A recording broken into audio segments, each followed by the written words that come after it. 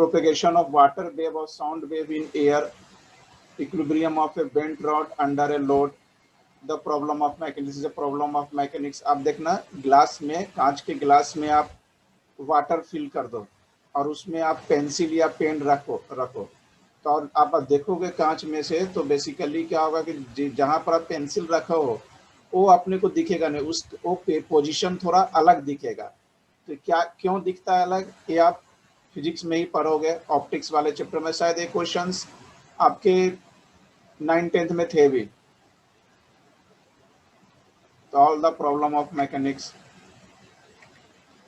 अब इलेक्ट्रोडायनेमिक्स, क्या नाम है, इलेक्ट्रोडायनेमिक्स। इलेक्ट्रो मतलब इलेक्ट्रिक की बात कर रहे हैं, इलेक्ट्रोडायनेमिक्स क्या इसमें डिस्कस करेंगे, इलेक्ट्रिक एंड मैग्नेटिक फेनोमेना।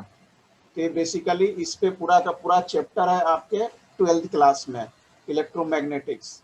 तो पूरा का पूरा आप इलेक्ट्रोडायनेमिक्स आप 12th में पढ़ेंगे। Basic law where Coulomb's law, Oersted law, Ampere, Faraday, ये सब एंड मैक्सवेल, ये सब के सब आपके जो है ये 12th का पार्ट से 12th में आप पढ़ोगे इलेक्ट्रोस्टैटिक करंट वाले चैप्टर्स में। और थोड़ा बहुत आप ये 10th में भी पढ़ होगा, क्योंकि 12th में पढ़ना है ना, तो 10th में करंट वाला चैप्टर है तो उसमें आपने थोड़ा बहुत पढ़ा होगा। अब बाकी 12th में तो डिटेल्स में पढ़ना ही है। ये सब पूरा 12th का पार्ट है। ऑप्टिक्स, ये वाले पार्ट्स भी आपके 12th में आएंगे। Optics deal with the फेनोमेन। Optics का मतलब ये होता है लाइट, कि वो लाइट एक जगह से दूसरे जगह कैसे ट्रेवल करता है, उसकी क्या प्रॉपर्टीज है, ये सब पूरा अपन पढ़ेंगे इसमें। टेलीस्कोप, माइक्रोस्कोप, कलर एग्जिबिट, अब पढ़ा होगा ना कि प्रिज्म से जब लाइट को पास कराते हैं तो व्हाइट लाइट क्या होता है, 7 कलर में डिवाइड्स होते हैं। These are all topics covered in optics chapters. ये पूरा 12th में है। हाँ, थर्मोडायनेमिक्स अपन 11th में पढ़ेंगे। Thermodynamics in contract to mechanics does not deal with the motion of body as a whole. Thermodynamics में क्या मोशन के बारे में नहीं पढ़ते हैं, थर्मोडायनेमिक्स नाम है थर्मोडायनेमिक्स। तो थर्मोडायनेमिक्स के में बेसिकली किसके बारे में पढ़ते हैं, हीट के बारे में पढ़ते हैं। हीट, टेम्परेचर, कि भाई हीट का ट्रांसफर एक जगह दूसरे जगह कैसे हो रहा है, वो सब थर्मोडायनेमिक्स में पढ़ेंगे। तो ये बताओ क्या होगा इसका आंसर, क्या कह रहा है, mechanics deal with Newton's law of motion and law which are concerned with motion. मैंने मैकेनिक्स क्या डिस्कस करता है, Newton's law of motion and gravitational law which concern with the motion. दोनों को मोशन से ये, ग्रेविटेशनल में भी क्या है कि कोई भी ऑब्जेक्ट, अब पेड़ से जैसे एप्पल नीचे गिर रहा है तो भाई नीचे कब गिर रहा है, ग्रेविटेशन के कारण तो गिर ही रहा है, लेकिन उसमें क्या होगा, मोशन भी होगा। और न्यूटन्स लॉ भी वही करता है, न्यूटन्स लॉ ऑफ मोशन। ये बताएं, इजिली बता सकता है सर थर्मोडायनेमिक्स। तब तो सही होगा, जब सब बता रहे हैं तो सही होगा, थर्मोडायनेमिक्स सही है। सब डिसिप्लिन ऑफ फिजिक्स को सब डिवाइड करते हैं। अब एस्ट्रोफिजिक्स, कोई आइडिया एस्ट्रोफिजिक्स में क्या पढ़ते हैं, किस तरह क्या। अब जैसा नाम है एस्ट्रोफिजिक्स, मतलब पूरा एस्ट्रोस्कोपिक, मतलब पूरा स्काई के बारे में पढ़ना है। यूनिवर्स में स्टार, ग्रह जो भी हो, इसके बारे में। The branch of physics which deals the study of planetary motion, planet वगैरह जो भी होते हैं, planetary motion and their physical properties in our universe. तो ये सब जो होता है एस्ट्रोफिजिक्स में आते हैं। और इसमें क्या क्या आ जाएगा, luminosity, temperature, chemical composition, density of astronomical object, ये सब अपन एस्ट्रोफिजिक्स में पढ़ेंगे। मतलब जो इस सब के फील्ड में जाना होगा तो उसको एस्ट्रोफिजिक्स लेना पड़ेगा। मतलब एरोस्पेस इंजीनियरिंग वगैरह अगर करना है ना तो उसको एस्ट्रोफिजिक्स अच्छा करना पड़ेगा। स्पेस इंजीनियरिंग, स्पेस इंजीनियरिंग बोल सकते हैं उसको। एटॉमिक एंड मॉलिक्यूलर फिजिक्स, तो this branch focused on the characteristic and structure of molecule and atoms, है ना। तो अगर इस फील्ड में अगर किसी को जाना है तो एटॉमिक और मॉलिक्यूलर फिजिक्स उसको अच्छा करना पड़ेगा, मतलब रिसर्च वगैरह, रिसर्च में। सॉलिड स्टेट फिजिक्स में अपन क्या क्या पढ़ेंगे, solid, electrical and dielectric and elastic. तो इस फिजिक्स में क्या बेसिकली पढ़ेंगे अपन, इलेक्ट्रिकल सॉलिड स्टेट फिजिक्स में इलेक्ट्रिकल के बारे में, डाई इलेक्ट्रिक इलास्टिक के बारे में, थर्मल प्रॉपर्टीज, ये सब के बारे में पर अपने को सॉलिड स्टेट फिजिक्स में पढ़ते हैं। स्क्रीनशॉट भी लेते जाओ। कॉस्मोलॉजी, तो कॉस्मोलॉजी मतलब इसमें क्या पढ़ना है basically, it focus on the whole universe. इसमें पूरा होल यूनिवर्स के बारे में पढ़ना, इसके स्ट्रक्चर, हाउ द इवोल्यूशन, मतलब अर्थ बेसिकली बना कैसे, कब बना, ये सब पूरा सब आप इसमें पढ़ेंगे। माने यूनिवर्स में चेंज कैसे हो रहा है, किस तरह से हो रहा है, कब, किस कारण से ज़्यादा गर्मी या ठंड या बारिश होते हैं किसी भी जगह, तो सब कॉस्मोलॉजी में होगा। स्टैटिकल मैकेनिक्स में क्या पढ़ेंगे basically, the branch of physics attempt rate of properties of macroscopic system to their atomic and molecular constituents. तो ये सब पूरा स्टैटिकल मैकेनिक्स में आ जाता है। माने जिसको जिस फील्ड में जाना है आगे जाके उसको उस हिसाब से उस फील्ड में अच्छे कर सकता है।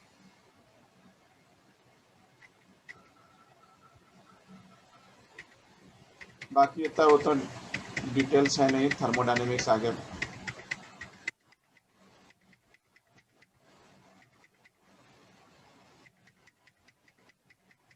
उतना है नहीं। हाँ, ये मेन इम्पोर्टेंट है। हाइपोथेसिस, एक्सियम्स एंड मॉडल्स, ये तुमको बुक्स में मिल जाएगा। ये हाइपोथेसिस क्या होता है, एक्सियम्स क्या होता है एंड मॉडल्स क्या होता है। Everything can not be proved bye physics and mathematics. कोई भी चीज़ आप, बहुत कुछ ऐसे चीज़ रहते हैं कि जो फिजिक्स या मैथमेटिक्स में प्रूफ नहीं हो पाते हैं, तो उसको अपन एज्यूम कर लेते हैं, एजम्पशंस मान के चलते हैं। तो physics and math based on assumption, each of which is variously called, उसी को अपन हाइपोथेसिस या एक्सियम्स या पोस्टुलेट भी बोलते हैं। तो समझना, हाइपोथेसिस, एक्सियम और पोस्टुलेट का मतलब एजम्पशन अपन मानते हैं ना, जैसे कि कभी कदार मैं देखते हैं बी एज्यूम, तो जो भी एजम्पशंस मानते हैं मैथमेटिक्स एंड फिजिक्स में, बहुत सारे ऐसे चीज रहते हैं फिजिक्स मैथमेटिक्स जो एजम्पशंस पे बेस्ड होते हैं, उसके प्रूफ नहीं होते हैं। अपन एज्यूम कर लेते हैं कि भाई ऐसा होता है, तो इस हिसाब से बाकी सब चीज होंगे। तो आगे पढ़ेंगे तो आपको क्लियर हो जाएगा कि हाइपोथेसिस, एक्सियम और पोस्टुलेट का मतलब क्या होता है, एजम्पशंस। जैसे universal law of gravitation proposed by Newton is an assumptions और hypothesis which is proposed on the Indian, मतलब gravitation, universal law of gravitation जो है न्यूटन्स का, ये भी हाइपोथेसिस माने एजम्पशंस पे ही बेस्ड है। तो बहुत सारे चीज होते हैं, कोई भी चीज अपने को प्रैक्टिकली एक्सपेरिमेंट करते हैं तो बहुत सारे चीज एजम्पशंस मान के चलते हैं। एक्सपेरिमेंटल डाटा, जैसे motion of planet around the sun, motion of the moon around the earth, pendulum and freely falling body on the earth, ये सब पूरा एजम्पशंस मान के चलते हैं कि ऐसा भाई ऐसा मोशन हो रहा है, ये इसके चारों ओर घूम रहा है। अब देखो hypothesis, hypothesis is the supposition without assuming that it is true. मतलब हाइपोथेसिस का मतलब बिना एज्यूम किए अगर कोई भी स्टेटमेंट ट्रू हो तो दैट इज कॉल्ड हाइपोथेसिस बोलते हैं। It would not be fair to ask anybody to prove the universal law of gravitation because it cannot be proved. अब इस यूनिवर्सल लॉ ऑफ ग्रेविटेशन है, अब बिना एज्यूम किए अपन इसको सपोज करते हैं, क्योंकि इसका क्या है कि यूनिवर्सल लॉ ऑफ ग्रेविटेशन का कहीं प्रैक्टिकल प्रूफ नहीं है कि भाई प्रैक्टिकली ऐसा होता ही है। तो these are the hypothesis, it can not be verified and sustained by experiment and observation. समझ में आया? हाइपोथेसिस का मतलब क्या होता है, hypothesis is a supposition without assuming, बिना एज्यूम किए अगर ये ट्रू हो, बिना एज्यूम किए अगर ये सपोज कर लो तो that is called hypothesis. Example में यूनिवर्सल लॉ ऑफ ग्रेविटेशन, भाई एज्यूम नहीं करते, सपोज करते हैं कि भाई कोई भी चीज ऊपर से, कोई भी चीज अपन अगर ऊपर से छोड़ेंगे तो वो क्या होगा, नीचे की तरफ ही आएगा, ये सपोज करके चलते हैं, एज्यूम नहीं करते हैं। और इसको अपन practically observation, it can be verified sustain experimentally and observation. अब एक्सियम क्या होता है, an axiom is a self evident truth. मतलब एक्सियोम क्या होता है? सेल्फ एविडेंट, आपको सेल्फ एविडेंट ट्रूथ देना पड़ता है, दैट इज कॉल्ड एक्सियोम। और मॉडल क्या होता है? एक theory purpose to explain observe phenomena. आपने जैसे कोई भी है प्रैक्टिकल, उस पर आपने पूरा स्टेटमेंट थ्योरी लिख दिया, तो उस थ्योरी के थ्रू आप पूरा उसको एक्सप्लेन कर सकते हैं। जैसे देखता है कभी स्कूल में एग्जीबिशन वगैरह होते हैं, एनुअल फंक्शन के एग्जीबिशंस वगैरह होते हैं, तो अपन मॉडल बना के वहाँ ले जाते हो और उसको तुम क्या किसी के सामने का एक्सप्लेन करते हो, थ्योरेटिकली एक्सप्लेन करते हैं, तो दिस इज कॉल्ड मॉडल्स बोलते हैं उसको। तो हाइपोथेसिस, एक्सियम और मॉडल का मतलब समझ में आ गया क्या होता है? अब इसके आंसर दोगे तो और क्लियर हो जाएगा। बताओ क्या होगा इसका आंसर? अगर समझ में आ गया होगा तो आंसर भी सही दोगे। Sir hypothesis. अब बहुत बढ़िया, हाइपोथेसिस मतलब क्लियर हो गया। हाइपोथेसिस का मतलब सपोजिशन विदाउट एज्यूमिंग। ये भी बता सकते हैं सभी लोग। बताओ क्या होगा इसका, क्या होगा आंसर? अभी मैंने पढ़ा है, is a self evident truth, this are the axiom. Axiom का मतलब होता है self evident truth.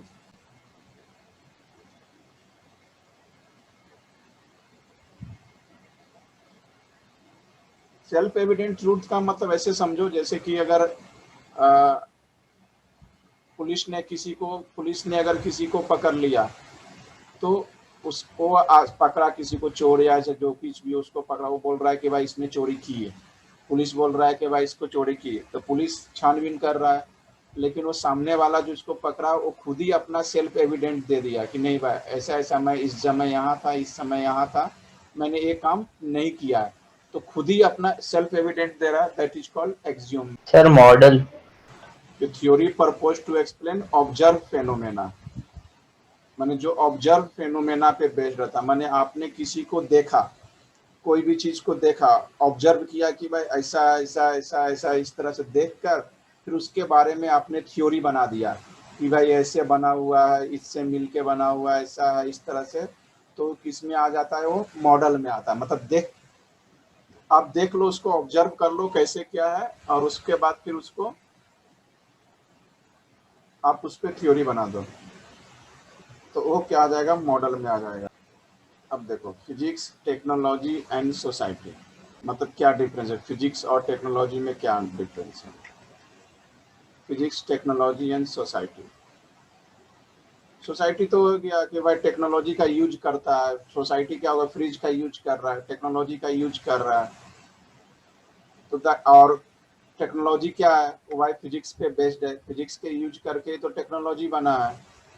The connection between physics and technology can be seen in, बहुत सारे एग्जाम्पल से देख सकते हैं। अब कभी कभार टेक्नोलॉजी से फिजिक्स डेवलप होते हैं और कभी कभार फिजिक्स से टेक्नोलॉजी डेवलप होते हैं। जैसे कि आपका जो फ्रिज बना हुआ है, तो फिजिक्स का यूज करके टेक्नोलॉजी यूज हुआ। और बहुत सारे चीज रहते हैं कि टेक्नोलॉजी से फिजिक्स बना, जैसे जो इलेक्ट्रॉनिक डिवाइस में यूज होते हैं, सेमीकंडक्टर डिवाइसेस वगैरह यूज होते हैं, तो पहले जैसे कंप्यूटर में जो चिप लगे हुए रहते हैं, माइक्रो चिप्स वगैरह, जो चिप वगैरह जो लगे रहते हैं, तो पहले वो बना, देन उसके बाद उस पर बेस्ड फिजिक्स डेवलप हुआ।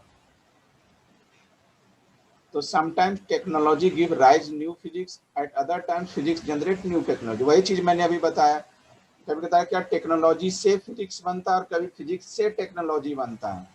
जैसे पहले फिजिक्स आया थर्मोडायनेमिक्स, उससे फ्रिज एसी वगैरह वर्क किया, तो फिजिक्स से टेक्नोलॉजी आया। फिर क्या होगा? टेक्नोलॉजी से फिजिक्स हुआ, जैसे कंप्यूटर्स वगैरह जो हुए उसमें छोटे छोटे चिप जो लगे हुए रहते हैं, आईसी जो लगे हुए रहते हैं, वो सब पहले बना, देन उस पर बेस्ड फिर फिजिक्स आया। जस्ट लाइक थर्मोडायनेमिक्स, अभी मैंने बताया कि the discipline of thermodynamics arose from the need to understand and improve the working of heat engine. मैंने थर्मोडायनेमिक्स आया, उससे आपको फ्रिज बना, एसी बना, आपको हीट इंजन मतलब जो बाइक चलाते हैं, कार चलाते हैं, वो सब फिर सब बना। तो थर्मोडायनेमिक्स मतलब फिजिक्स बनने के बाद फिर ये सब चीज़। अब जैसे steam engine, as we know the inseparable from the industrial revolution in England in 18th century, which had great impact on course of the human civilizations। अब स्टीम इंजन का आपके बारे में अगर थोड़ा बहुत जनरल नॉलेज अगर मालूम हो, तो स्टीम इंजन का इंडस्ट्रियल रिवॉल्यूशन में इंग्लैंड में इंडस्ट्रियल रिवॉल्यूशन में स्टीम इंजन का बहुत बड़ा योगदान था। मैंने जैसे स्टीम इंजन बना तो इंग्लैंड में पूरा इंडस्ट्रियल रिवॉल्यूशन आ गया। इंडस्ट्रियल रिवॉल्यूशन का मतलब होता है कि बहुत ज़्यादा इंडस्ट्रियलाइजेशन होने लगा, बहुत ज़्यादा डेवलपमेंट हो गया, और इंडस्ट्री जितना ज़्यादा लगेंगे लोग उतने जाके वहाँ बसेंगे, मतलब सिविलाइजेशन बहुत ज़्यादा हुआ after the invention of steam engine. फिर है wireless communication technology, the follow the discovery of basic law of electricity magnetism in 19th centuries. अब 19th सेंचुरीज के बाद के आसपास क्या हुआ, वायरलेस कम्युनिकेशन का बहुत बड़ा इन्वेंशन हुआ। जैसे अब देखते हो ना, मोबाइल शुरू में वायर वाला था, लैंडलाइन था, फिर धीरे धीरे धीरे धीरे वायरलेस होते गया, तो मोबाइल में तो 19th सेंचुरीज में वायरलेस कम्युनिकेशन का रिवोल्यूशन हुआ। अब physics given rise to technology is the silicon chip. अभी मैंने बताया था कंप्यूटर्स वगैरह जो बने था छोटे छोटे बहुत चिप से बने हुए रहते हैं। तो physics give rise the technology is the silicon chip that triggered the computer revolution is last 3 decade of 20th centuries. तो 20th सेंचुरी का सबसे बड़ा रिवॉल्यूशन जो था ना, कंप्यूटर रिवॉल्यूशन था। पहले देखते थे ना, बड़े बड़े कंप्यूटर आते थे, डब्बे टाइप आते थे, अब धीरे धीरे धीरे एलईडी एलसीडी कंप्यूटर्स कॉम्पैक्ट होते गए। तो किस कारण से होता है, सिलिकॉन चिप्स। अब देखा है ना, जैसे कि सिलिकॉन वैली, तो उसको सिलिकॉन वैलीज क्यों बोलते हैं, जैसे अपने यहाँ सिलिकॉन वैलीज बेंगलोर में है, उसी प्रकार सब जगह सिलिकॉन वैलीज। तो क्या होता है कि टेक्नोलॉजी बेस्ड कंपनियां वहाँ बहुत ज़्यादा रहती है, तो इसलिए उसको अपन सिलिकॉन वैली बोलते हैं। चिप प्रोडक्शन बहुत ज़्यादा लेवल पे होता है। तो 20th सेंचुरी का सबसे बेस्ट रिवोल्यूशन जो था वो कंप्यूटर रिवोल्यूशन था, due to silicon chip. And most significant area to which physics has to will contribute is develop the alternative energy source. और फिजिक्स के थ्रू आप अल्टरनेटिव एनर्जी सोर्स भी आपका यूज हो, जैसे पहले पेट्रोल डीजल्स, अब देख रहे हो कि भाई कि अब गाड़ियाँ किससे चलेगी, इलेक्ट्रिसिटी से चलेगी, तो भी एक रिवोल्यूशन है। फिर बहुत जगह गाड़ियाँ पानी से भी चलती है, वाटर से भी चलती है, तो भी एक फिजिक्स का। वाटर से कैसे चलती है, उसमें क्या होता है H2O, तो उसको हाइड्रोजन अलग करते हैं, तो हाइड्रोजन से चलता है बेसिकली गाड़ियाँ, वाटर से नहीं चलता है। तो ये सब चीज़ रिवोल्यूशंस हुआ फिजिक्स के कारण, अल्टरनेटिव एनर्जी सोर्सेस आना शुरू हो गए। The progress of science is unstoppable. ये सबको पता है कि साइंस का प्रोग्रेस कभी भी स्टॉप नहीं हो सकता, डेवलपमेंट होते ही जाते हैं। पहले टीवी था, डब्बे वाले टीवी थे, बड़े बड़े टीवी आते थे। फिर उसके बाद टीवी आया भाई, एलसीडी टीवी आया। तो एलसीडी टीवी क्या है कि आप सामने से देखोगे तभी सही देखेगा, अगर इधर उधर से देखोगे तो निगेटिव जैसा दिखता है। फिर एलसीडी के बाद क्या आया भाई, एलईडी टीवी आया। फिर एलईडी टीवी के बाद अब क्या आ रहा है भाई, प्लाज्मा टीवी आ गया। प्लाज्मा टीवी बाद भाई फोल्डेबल टीवी आ गया। तो साइंस डेवलपमेंट होते ही जाते हैं। अब जैसे पहले था 1G, फिर 2G आया मोबाइल में, फिर 3G आया, 4G आया, अब भी भाई 5G आ गया, डाटा ट्रांसफर बहुत ज़्यादा जल्दी। तो ये सब साइंस इज अनस्टॉपेबल, साइंस कभी स्टॉप नहीं हो सकता। ये तो कल के लेक्चर में बताया था कि physics is the study of nature and natural phenomena. मैंने फिजिक्स में बेसिकली नेचर के बारे में पढ़ते हैं और नेचर में क्या घटनाक्रम हो रहा है। All are the study in physics. ये ऑलरेडी डेफिनेशन कल बता चुका हूँ मैं। And physics try to discover the rules that are operating in nature on the basis of observation experimentation and analysis. ये भी कल डिस्कस किए थे, वो दूसरा तरीके हैं। बेसिकली फिजिशियट मतलब जो फिजिक्स के बारे में डेवलपमेंट एक्सपेरिमेंट जो करते हैं, दैट इज कॉल्ड फिजिशियस्ट करते हैं। फिजिशियट जो रहता है एक रूल बना देते हैं, उस रूल के अकॉर्डिंग नेचर को ऑपरेट करते हैं। अगर वो रूल को फॉलो नहीं करो तो आपका नेचर पूरा बर्बादा भी देते हैं। न्यूज वगैरह में सुनते होंगे कि उत्तरी गोलार्ध नॉर्थ पोल की तरफ जो है वो बर्फ जो है पिघल रहे हैं। क्यों पिघल रहे हैं, वो फिजिक्स के रूल को फॉलो नहीं कर रहा है। और बर्फ आइसबर्ग अगर पिघलना शुरू हो जाए तो क्या होगा कि समुद्र का पानी का लेवल बढ़ते जाएगा। तो समुद्र के किनारे जो भी सिटीज़ है वो एक ना एक दिन क्या कुछ समय के बाद वो पूरा डूब जाएंगे। जैसे अपने यहाँ सबसे बड़ा खतरा सिटीज़ में वाला था मुंबई। जैसे आर्किमिडीज का सिद्धांत, major contribution to society of some physicist, जो है कि बहुत बड़ा योगदान है। ये सब अब याद रखना, एज ए जनरल नॉलेज भी पता होना चाहिए और फिजिक्स में ये सब पढ़ेंगे भी। आर्किमिडीज का सिद्धांत, आर्किमिडीज ने क्या बताया था, प्रिंसिपल ऑफ बायोन्सी या प्रिंसिपल ऑफ लीवर, ये अपन पढ़ेंगे। मैकेनिकल प्रॉपर्टीज ऑफ फ्लूइड वाले चैप्टर में इसको पढ़ेंगे। क्या रहता है आर्किमिडीज का सिद्धांत, कोई भी बॉडी को अगर अपन पानी में डुबोते हैं तो अपने वेट के बराबर फ्लूइड को डिस्प्लेस करता है। That is called principle of Archimedes, principle of buoyancy, जो कि आर्किमिडीज साइंटिस्ट ने दिया था। वहाँ डिटेल में पढ़ेंगे। Galileo, law of inertia, law of inertia तो अपन इसमें ही पढ़ेंगे न्यूटन्स लॉ वाले चैप्टर्स में। Huygens principle, wave theory of light, तो ह्यूजेंस साहब का योगदान फिजिक्स में भी है और केमिस्ट्री में भी है ना। कल बेसिकली अपन केमिस्ट्री स्टार्ट करेंगे, कल केमिस्ट्री पढ़ेंगे। न्यूटन साहब ने क्या दिया, universal law of gravitation, law of motion, reflecting telescope, बहुत इंपॉर्टेंट है जनरल नॉलेज। और ऐसे सर कल क्या, Michael Faraday, law of electromagnetic induction. बस फ्राइडे साहब इलेक्ट्रोमैग्नेटिक इंडक्शन आपको 12th में आएगा। तो ये सब कुछ साइंटिस्ट है जिनका योगदान है, तो आप इनके स्क्रीनशॉट लेते जाएं। ये सब एक जगह तुमको कहीं नहीं मिलेगा।